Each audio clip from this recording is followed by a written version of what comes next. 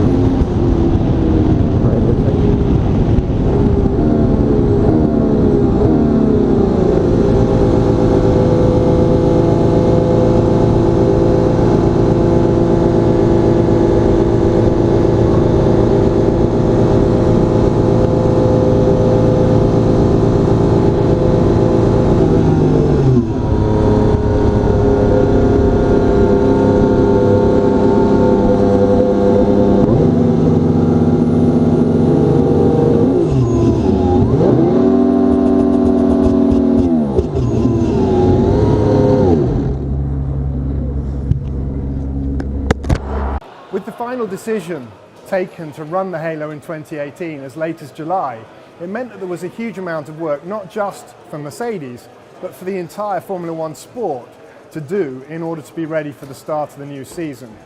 There was a lot of regulatory detail that needed clearing up, all the dotting of I's and crossing of T's necessary so that we would have both technical regulations and sporting regulations that would permit its use. But back here in Brackley, adopting it has been a significant challenge. This is not a light piece of work. It's several kilograms of titanium that need to be put on the car, and all the changes that we needed to do to accommodate it made so that the overall car would still stay below the weight limit. And this is also not light because it takes really, really high loads. We had to strengthen the design of the chassis so that it would be able to take roughly the weight of a London double-decker bus sitting on top of this Halo to make sure that it would be strong enough to withstand the type of event that are designed to protect the driver's head against. In addition to the challenges posed by the Halo for the mass of the car and the loads that it subjects the chassis to, there is also a substantial aerodynamic challenge. The basic Halo is a standard part, identical for all teams, and this unadorned round tube is quite bad aerodynamically. So we're all permitted to modify the Halo in a way that will be individual for each team, because we're permitted to fit an aerodynamic fairing around it, which gives us a certain amount of scope to mitigate the effect that it has on the aerodynamics of the car.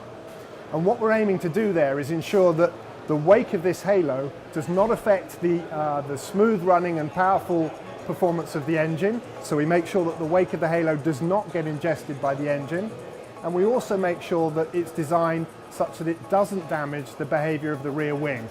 The Halo is just the latest in a long stream of innovations to make sure that the head of the driver is well protected in the car. We've got helmets, of course, but also the hands device, the headrest, the cockpit sides. All these things aimed at keeping the driver safe in the car. But this is the first generation of head protection that goes up and over and around the driver's head. It's the first generation, but it won't be the last. Nothing in Formula One stands still for long, and we will all be taking this first go and trying to improve it, trying to make sure that the safety gets better, but also the aesthetics. It's a bit of an acquired taste, and we're still busy acquiring it, and I'm sure everyone else is too. But I think there's things we can do in coming seasons to make it also look nicer on the car. But there's no doubt that the imperative to look after the driver's safety and our clear desire to give us cars that are going to set the pulse racing aesthetically will see us continue to develop this concept in the seasons to come.